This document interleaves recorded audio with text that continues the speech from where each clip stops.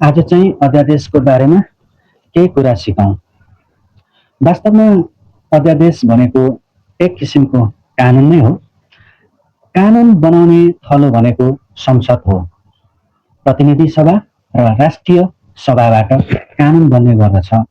तर प्रतिनिधि सभा र राष्ट्रिय सभाको बैठक नचलेको अवस्थामा तत्काल केही गर्नु परेमा मन्त्री परिषदको सिफारिसमा राष्ट्रपतिले जारी गर्ने अस्थायी र आकस्मिक कानुनलाई अध्यादेश भनिन्छ। नेपालको संविधान पल्टाएर हेर्ने हो भने संविधानको धारा 114 मा अध्यादेश सम्बन्धी व्यवस्था गरिएको छ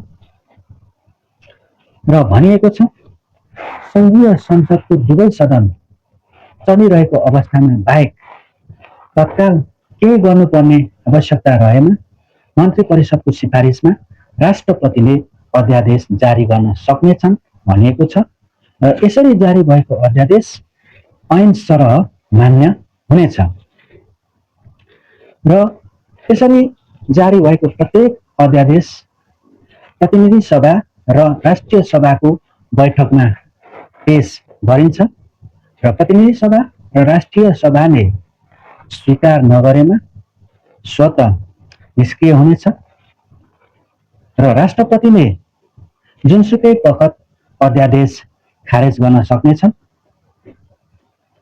यसरी जारी भएको अध्यादेश निष्क्रिय पनि भएको छैन र राष्ट्रपतिले पनि खारेज गरेको छैन भने संसद बसेको 60 दिनभित्रमा संसदले स्वीकृत नगरेमा स्वतः निष्क्रिय हुनेछ भनिएको छ।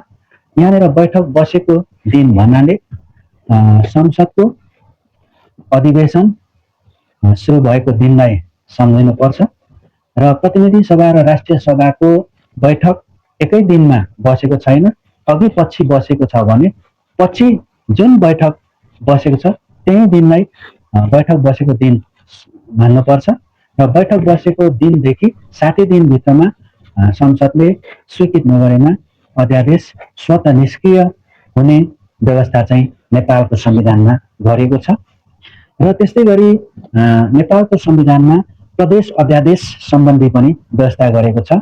संविधानको धारा 202 मा प्रदेश मन्त्री परिषदको सिफारिसमा प्रदेश प्रमुखले अध्यादेश जारी गर्न सक्नेछन् भनिएको छ र यसरी प्रदेश प्रमुखबाट जारी भएको अध्यादेश ऐन सरह मान्य हुनेछ र प्रत्येक यसरी जारी भएको अध्यादेश प्रदेश सभाको बैठकमा पेश गरिनेछ र प्रदेश सभाको बैठकले स्वीकार नगरेमा यो स्वतः निष्क्रिय हुन्छ र जुनसुकै बखत प्रदेश प्रमुखबाट खारेज हुन सक्नेछ र प्रदेश सभाको बैठक बसेको 60 दिनसम्ममा पनि यो अध्यादेशलाई स्वीकृत नगरिएमा यो स्वतः खारेज हुने व्यवस्था गरिएको छ।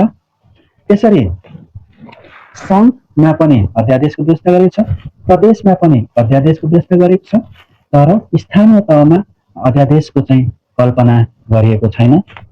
अब निष्कर्षमा भन्नु पर्दाखेरि अध्यादेश भनेको के हो भन्दाखेरि यो भनेको एउटा अस्थायी आकस्मिक कानुन रहेछ। संसदले बनाएको कानुन नभई सरकारले राष्ट्रपति मार्फत जारी गरेको कानुन रहेछ भन्ने कुरा बुझ्नु पर्यो र अध्यादेश चाहिँ ऐन सरह मान्य हुन्छ भन्ने कुरा बुझ्नु पर्यो र अध्यादेश मार्फत भए गरेका कामहरूले वैधता पाउनेछ। यदि अध्यादेश खारेज भएर गयो भने पनि अध्यादेश मार्फत जे कामहरू गरिएको छ त्यसले वैधता प्राप्त गर्ने नै छ। र आज चाहिँ अध्यादेशको विषयमा थोरै कुराकानी गरौँ। तपाईँले मेरो भिडियो हेरिदिनु भयो र मैले कुनै ठाउँमा गल्ती बोलेको छु भने कमेन्टमा लेख्नुहोला र सुधारेर अझ राम्रो म भिडियो बनाउने छु। किनभने यो भनेको एउटा सिकाउने गल्ती पत्ता लगाउने सुधार गर्ने एउटा कानुनी गन्तव्य हो भनेर मैले परिचय खण्डमै